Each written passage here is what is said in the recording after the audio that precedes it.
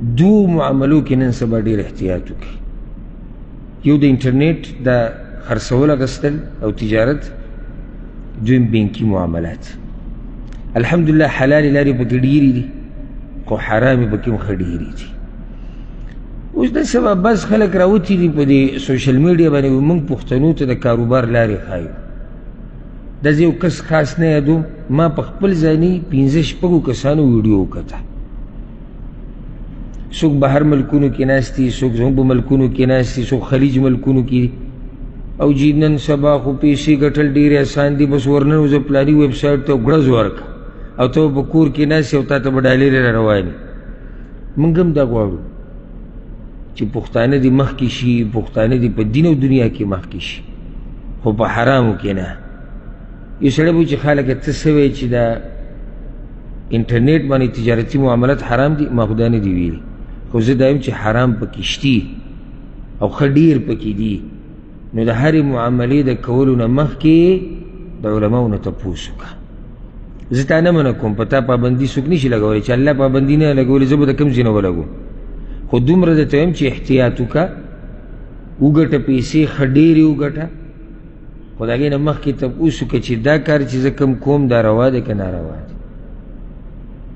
دا به یو ویډیو به چلیږي او راشي وګټئ پیسې او په کور کې به ناست او په یو بټن سره او یو ټک سره او راځي به راته په ملیونونو او راځي به تا ته په کروڑاو او راځي به په لکاو. هغه لا پرېږدي چې بېدینې دي، بېدینه خو پکې د سره حلال او حرام ته ګوري نه. بعض هغه چې دیني طبقه ده هغه هم بې احتیاطي بدیزي کې وکړي. دا خو څه دي، دا خو داسې ورکه جو داسې واله جو داسې که جو داسې که جو داسې که جو حلال شو. نو دا خو دلته د بینک والا هم درته ویلي دي داسې که داسې که داسې که داسې که حلاله شوه. 10 لکه روپۍ والا کال باندې زمونږ حق موږ له راکړه، خیر دی 10 لکه ورسره زیاتې راکړه، موږ به کال کېږدو بیا به تاله درکړو. نو سود خو دې ته وایي، درته به یې داسې هم ویلي چې سود خو دې ته وایي چې ته په قرضو باندې فایده ورکړې او هغه سړی وایلي مکمل. موږ خو الو نه، موږ خو 10 لکه روپۍ ستا دپاره ایږدو، ستا دپاره ایږدو، کال باندې واله. نو چې هغه سره علم نه وي او تپوس ونه کړي ابوش دا خبره به صحیح ده. نو دی خو زموږ نه 10 لکه روپۍ خو زما نه څه پخې نه دي، خو ایږدي او زما پکې فایده ده، بیا به یې راکړي.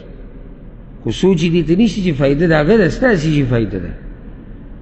فایده خو د هغه د 10 لکه روپۍ هغه ته واپس میلاو شو، ورسره دا فایده شوه چې د یو کاله پورې ورته 10 لکه روپۍ نورې میلاو شو، هغه به ځان له تجارت وکړي، کاروبار به وکړي، بس کې به استعمال کړي. نو دوه معاملاتو کې یو بانکي معاملات چې نن سبا کوي هغې کې ډېر احتیاط، دویم انټرنیټ باندې تجارت. او زه درته دا ووایم نږدې دی هغه وخت، نږدې دی هغه وخت چې له دنیا به ټوله په دې انټرنیټ او په دې قصو چلیږي. موږ د پکار ځان دې سره عادت کړو او ازدې کړو، لکه چې هغه وخت نږدې دی. اوس که تاسو زموږ د ملکونو ته ګورئ، زموږ د طرفونو ته چې کوم دي، نو موږ د دنیا نه داسې یو 50-100 کاله شاته روان یو. او دې خلیج ملکونو ته وګوره، بیا یورپ ته چې لاړ شي، هلته ټوله دنیا نن سبا په نیټ باندې چلي، یا کاغذونه ماغذونه ختم شوي دي. مخکې ورځو کې زما یو معامله راغلې وه زموږ د ادارو کې، نو هغه پسې چې زه ورغلم مسله وه، ما یې داسې داسې، نو هغه ما ته وایي د پلاني شي فوټو کاپي پکې راوړه. ما هغه ته وایي صیبه موږ په 2023 کې ته اوس هم فوټو کاپیانې غواړې.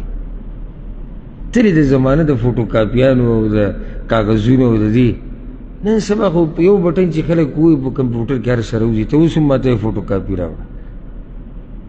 نو زه غواړم چې موږ د انټرنیټ سره عادت شو او فایده ترې والو د دین او د دنیا، خو د حرامو نه به پکې ځان ساتو، د ناروا کارونو نه به پکې ځان ساتو.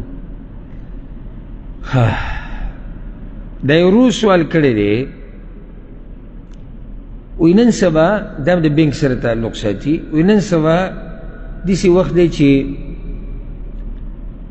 سودي معاملې ښه ډېرې شوي دي او چېرته ډېر لږ بینکونه به وي چې د هغوی معاملې اسلامي، او کور کې سړی پیسې نشي ایښودی، امن نه وي. نو اوس دې سره څه چل وکړو؟ یعنی یا خو به دغه شان پرېږدو که غل ډاکو راغی جواب ویلي یا به زموږ نه ګډې وړي شي هسې نو دې سره اوس څه په کار دی بینک کې کېدو که نه